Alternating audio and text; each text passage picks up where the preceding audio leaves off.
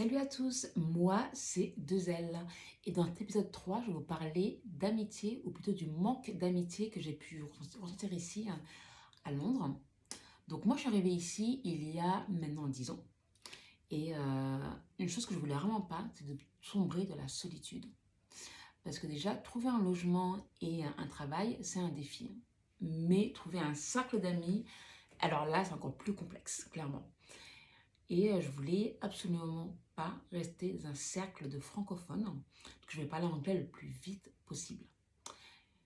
Parce que là, j'ai vu beaucoup de francophones tomber dans ce piège de rester entre eux et au bout de 10 ans, pouvoir dire seulement Brian is in the kitchen.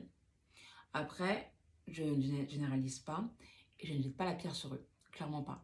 Parce que je comprends totalement quand tu es dans un pays ou une ville étrangère, tu cherches un confort le plus rapidement possible. Donc je comprends totalement leur initiative. Mais moi j'avais un but, c'était vraiment d'apprendre l'anglais. Bon, apprendre l'anglais. Et au bout de 6 mois, rentrer en France, retrouver mes amis, ma famille et un travail sur place. Bon, clairement, j'ai mis plus de 6 mois pour parler anglais. C'était pas en 6 mois. Donc, même encore aujourd'hui, après 10 ans, je peux parler anglais couramment, c'est génial. Mais je dois encore lire des livres, la preuve, pour pouvoir avoir plus de vocabulaire, clairement. Parce que sinon, je vais dire la même chose tout le temps, quoi. Donc, c'est pas intéressant. Euh, Après ça, donc du coup, mon but à moi, c'était vraiment de trouver des amis anglophones. Et là, j'ai découvert un nouveau problème. Enfin, problème, c'est que les Anglais ne se mélangent pas. Et pas parce qu'ils sont méchants, pas du tout. Juste parce que je pense qu'après 30 ans et quand tu parles pas couramment anglais, c'est un peu difficile de rentrer dans leur cercle. Et je comprends, mais totalement. Parce que moi, quand j'étais en France, j'avais mes 3 amis et clairement, ça me suffisait complètement. Mais complètement. J'étais bien avec eux et je ne voyais pas du tout l'intérêt, dans mon cas, d'agrandir mon cercle. Tout ça parce que clairement, j'avais la flemme. La flemme. Et je me dis, mais pourquoi me créer des problèmes? Parce qu'on ne sait jamais, hein, ça se trouve, mon nouvel ami, ça peut être soit être un ami génial, soit être un problème en fait. Et pourquoi me créer ça? Donc, en France, j'ai traîné mes 3 amis, voilà, quand je suis avec eux. Sauf que je vis à Londres et il me faut des amis à Londres. Donc, du coup, je me rappelle au tout début, quand je suis arrivée ici, je sortais souvent dans le quartier de Soho. Et je commençais mes soirées par le bar J.A.Y. Ce bar, il était, mais j'adorais ce bar, mais complètement quoi. T'arrives à l'intérieur, donc niveau ambiance, la musique, c'est années 90, début 2000. Ça veut dire que c'était à base de Spice Girls, S Club 7, OK les Minogue. Ah, j'adorais, franchement. En plus, tout le monde dansait, ça rigolait, ça parlait. Parce qu'en fait, il n'y avait pas encore tout ce qui était justement. Instagram, c'était pas encore trop présent. TikTok, ça n'existait même pas. Donc, là, je me sens vieille d'un coup. Mais du coup, c'était vraiment le côté où, voilà, quoi, ça parle, ça danse, ça rigole. Et par la suite, je suivais mon nouveau groupe d'amis de la soirée, je les suivais au club Haven. Ce club, non mais franchement, si vous pouvez y aller, allez-y. Je ne sais pas si c'est encore aussi bien qu'à l'époque, mais en tout cas à l'époque, c'était juste génial, honnêtement. Tu avais plusieurs salles, donc tu avais une salle, alors c'est une salle techno, que j'allais très rarement dedans, clairement. Après, tu avais une salle R&B, donc là, c'était ma salle à moi, bien sûr. Tu avais aussi une salle live, donc tu avais des DJ live, tu avais des performeurs live, donc c'était vraiment top. Et tu avais aussi une salle de jeu, je sais pas pourquoi, mais bon, pourquoi pas. Et tu avais une salle de karaoké, mais en mode karaoké, en mode diva, bien sûr. Donc du coup, t'as pas la voix, tu as intérêt à sortir de la scène. Parce que clairement, les gens, sans pitié, ils vont te bouer, mais sans pitié. Mais j'adorais, vraiment, moi j'adorais cette ambiance, j'adorais vraiment. J'aurais bien voulu chanter, mais bon, clairement, j'ai pas la voix de chanteuse, donc je me suis pas du tout aventurée dedans. Mais j'ai vraiment adoré ce genre de soirée. Après, ce qui était un peu dommage, c'est que c'était en fait des amis de soirée. Et donc c'est top, hein. Au moins je chantais la soirée, j'avais des bons souvenirs, c'était marrant et tout et tout, hein. Mais je les voyais jamais en journée, je ne connaissais même pas leur nom limite. Donc c'était un peu nul en fait. Donc je voulais des vrais amis, des amis avec qui que je peux voir en journée pour prendre un café, ou aller au restaurant, parler de tout et de rien. Donc, j'ai découvert l'application qui s'appelle Bumble BFF. Cette application, honnêtement, m'a sauvé la vie. Parce que, enfin, sauver la vie, c'est un grand mot. Mais en fait, elle m'a sauvé ma vie sociale. Voilà, ma vie sociale. Voilà. Euh, j'ai pu rencontrer plein de filles de mon âge. Et j'ai pu enfin sortir tous les week-ends ou en journée pour un café, pour parler, pour aller prendre un verre, faire des activités. En fait, ce qui est bien avec Londres, c'est qu'il y a tellement de choses à faire, mais c'est mieux en groupe, clairement. Et donc du coup, j'ai fait des activités poterie, activités peinture, faire des bougies, donc bref, plein de trucs, donc c'est génial. Mais après, l'amitié, rencontrer des nouveaux amis, c'est comme un dating, clairement. Et il y a plusieurs phases, sorry. Donc tu as la phase découverte, donc tu apprends à découvrir la personne, à voir si justement vous avez les mêmes centres d'intérêt, si tout peut bien se passer, si vous avez les mêmes valeurs. Après, tu as la phase honeymoon, où justement tout est beau, tout est magnifique, tu n'oses pas trop contrarier l'autre, c'est juste parfait. Et après, tu as la phase justement où tu montres ton vrai visage. Donc là, ça passe ou ça casse. Si ça casse, clairement, ben, on passe à autre chose, hein, donc au revoir. Mais si ça passe, clairement, c'est génial. Là, tu as une nouvelle amitié. Enfin, tu peux profiter de Londres à plusieurs et tu peux te sentir moins seul, clairement. Mais voilà, ce qui est un peu dommage en fait avec cette application, enfin, je ne juge pas du tout, mais ce qui est un peu chiant, c'est qu'en fait, le côté où j'ai rencontré plein de monde. Honnêtement, c'est génial. Parce que clairement, tu te rends compte que cette ville, beaucoup de monde, on est dans le même cas, on n'a pas d'amis. Clairement, on n'a pas d'amis. Et donc, du coup, le fait de pouvoir parler sur cette app, et tu te rends compte que tout le monde veut sortir. Sauf que c'est souvent la même question, c'est en mode ah, t'es arrivé quand à Londres? Pourquoi t'es à Londres? Tu sais, c'est pas très profond, tu vois, quelquefois. Et c'est un peu chiant. Tu te dis, mais en fait, quand est-ce qu'on va parler de vrais trucs, tu sais, en mode comment tu te sens aujourd'hui, comment ça a été le boulot, qu'est-ce que sont tes ambitions dans la vie, tu sais, des trucs un peu plus en mode personnel, tu vois. Après, clairement, je ne vais pas leur dire que c'est leur faute, parce que moi, c'est pareil aussi.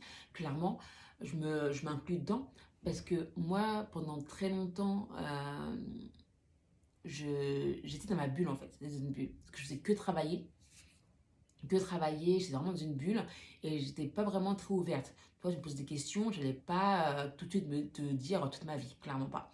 Après, je pense que c'est plus le côté aussi, dans le passé, quand j'étais beaucoup plus jeune, où justement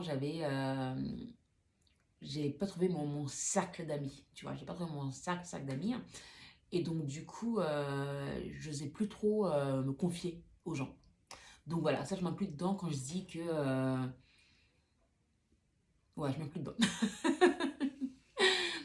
Mais bon, après ça, je me suis dit clairement il faut que je m'ouvre beaucoup plus, parce que j'ai pas envie de finir seule en termes d'amitié, surtout dans une ville comme Londres, où Londres, clairement, c'est une ville où tu fais que travailler, et tu peux vite sombrer dans la solitude et la dépression à faire que travailler, parce que clairement, le travail, c'est pas la santé. Je sais pas qui a dit ce mot-là, mais il a menti, hein.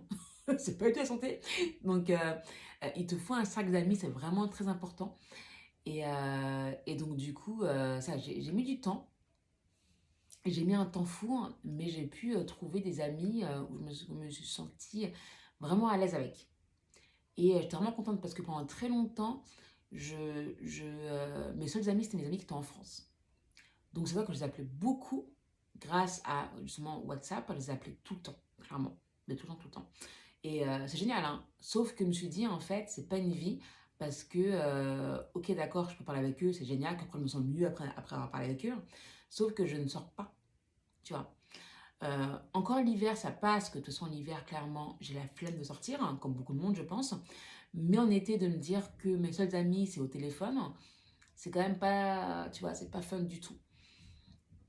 Et quand j'ai rencontré mes amis ici sur place, j'étais là, enfin, je vais pouvoir profiter de Londres, sortir, parce que cette ville, elle a tellement de choses à faire. Le seul problème, c'est que Londres, c'est très très grand. Londres, c'est vraiment énorme. Et la plupart de mes amis vivent soit dans le sud, dans le nord, dans l'ouest, dans l'est. Moi, je vis dans le sud-est. Donc, c'était le seul endroit où on pouvait vraiment se voir. C'était justement dans le centre de Londres. Le centre, donc tout ce qui était justement Piccadilly, Oxford Circus, ou vraiment pas trop loin de là, tu vois, en fait. London Bridge, tu vois. Mais ça coûte quand même cher, hein, pas se mentir, ça coûte quand même cher d'aller sur place là-bas, que ce soit en termes de transport ou en termes d'activité. Après, ce que je me dis pour me motiver, hein, c'est que c'est toujours moins cher que d'aller voir un psy, tu vois. Parce que quand tu vas voir tes amis, hein, tu vas les voir, tu sais, t'es en mode, oh, j'ai la flemme d'y aller, nanana. Mais quand tu es sur place et quand tu rigoles, quand tu parles de tout et de rien, quand tu peux te créer des souvenirs, et après tu rentres à la maison et là tu te sens bien, tu te dis en fait, bah ça vaut le coup de dépenser un peu d'argent, tu vois, ça vaut le coup de sortir, ça vaut le coup. Après encore une fois, en hiver, je t'avoue que flemme quoi, vraiment la flemme. Et ce qui est chiant à Londres, c'est qu'il fait souvent froid. Il fait souvent froid. Putain, je dis souvent aux gens que vraiment, moi, j'adore Londres, ça fait 10 ans que je suis ici, hein. Mais je me dis, mais clairement, est-ce que si j'avais pas un boulot qui me retenait ici, est-ce que je serais encore là? Je sais pas, clairement. Non, quoique, non, non, j'adore Londres. Franchement, il y a tellement de choses à faire. Mais c'est juste, voilà, c'est juste que moi, je trouve que c'est très facile de sombrer dans la dépression ici, hein. Et je sais pas, j'ai jamais ressenti ça quand j'étais à Paris. Je sais pas si c'est parce que comme j'étais à Paris, j'avais déjà mes amis à moi sur place, donc j'ai pas eu ce sentiment-là. Mais arrivé ici à Londres, clairement, ce sentiment-là, il a été présent. Mais vraiment, tu le sens. Et je me rappelle, enfin même encore maintenant, quand je parle avec mes amis ou des connaissances, ils me disent tous la même chose. Soit qu'ils n'ont pas d'amis ici, soit qu'ils se sentent seuls, ou c'est ça en fait, tu vois. Donc ça c'est vraiment, tu te demandes, mais en fait, comment on peut se faire des vrais amis ici? Parce que j'ai l'impression qu'en fait, on fait que travailler, quoi, tu vois. Après, je me plains pas, parce que, enfin, je me plains pas. Enfin, si, je me plains un peu, quoi, tu vois. Allez, je fais un petit mal, je me plains. euh, Ouais, c'est franchement de ne pas avoir d'amis ici, c'est vraiment, ça peut être très long. La vie ici peut vraiment être très très longue. Mais bon, heureusement que cette ville est grande et il y a beaucoup de monde, donc ça peut prendre du temps, mais on peut trouver ses amis. Donc il y a des applications ou des sorties. Maintenant, moi, j'essaie de sortir de plus en plus, hein, comme à l'époque. Donc j'essaie de faire de beaucoup plus de sorties networking maintenant. J'ai pu rencontrer plusieurs personnes comme ça. Donc, et des Anglais, pour le coup, hein, des Anglais, donc je suis contente. Et des étrangers aussi, quoi, donc c'est cool. Donc, mes amis actuels ici, c'est plus. En fait, c'est un mélange de tout. Moi qui dis, j'ai pas de francophone, au final, je me suis quand même fait trois bons amis ici, francophones. Donc, qui sont de France aussi, quoi, tu vois. Donc, comme quoi. Et après, au final, en fait, en vrai, au bout de 10 ans, je voulais vraiment aussi le côté confort. Je voulais ça, je voulais le côté confort. Parce que mine de rien, tu sais, d'avoir des gens qui ont la même enfance, donc les mêmes références en termes de musique, en termes de films, en termes de pop culture, tu vois. Donc c'est pas négligeable. Et aussi le côté aussi, tu peux parler de tout et de rien plus facilement. Tu peux parler les mêmes blagues aussi. Parce que va faire une blague avec un anglais, il faut réfléchir, quoi, c'est ça qui est chiant. Il faut réfléchir. Donc, je me dis, des fois, en fait, c'est bien d'avoir ce confort, tu vois. Donc, je ne vais pas me plaindre. Et je me dis, ça fait 10 ans que je suis ici. Au bout de 10 ans, c'est bon, quoi. Je mérite ce confort aussi, tu vois. Mais j'ai mes amis aussi qui sont justement anglais ou anglophones d'un autre notre pays du monde. Et avec qui je m'entends ultra bien, avec qui je voyage avec eux, on va en week-end ensemble, on va en vacances ensemble. Euh, non, franchement, j'ai pas eu tout à me plaindre. Là, j'ai pas à me plaindre, mais c'est clair que ça prend du temps. Franchement, ça prend du temps. Ça aussi, à Londres m'a appris ça. Faut être patient, mais patient pour tout.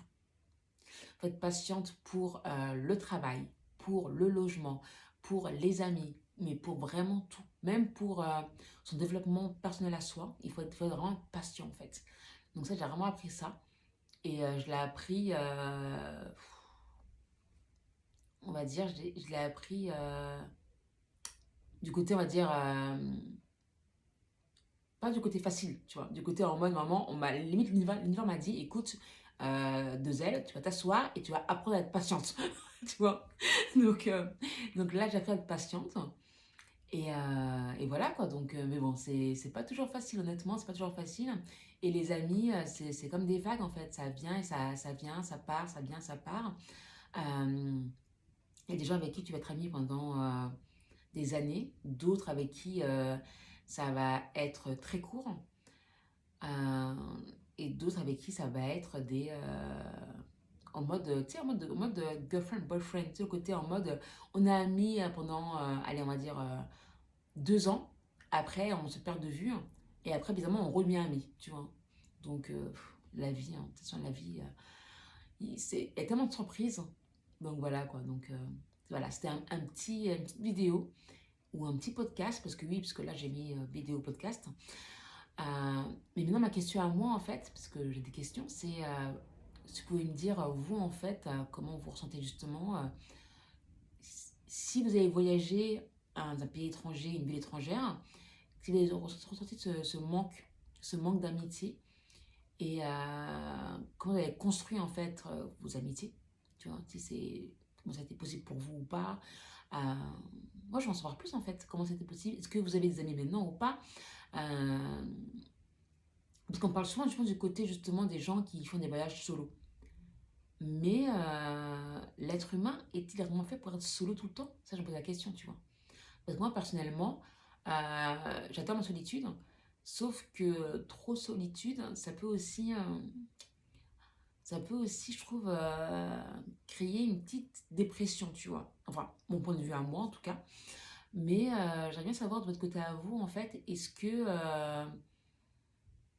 quand vous êtes parti dans un pays étranger, une ville étrangère, dans votre jeunesse, même actuellement, dans votre vie actuelle, est-ce que vous avez créé une nouvelle amitié, que ce soit de longtemps ou pas?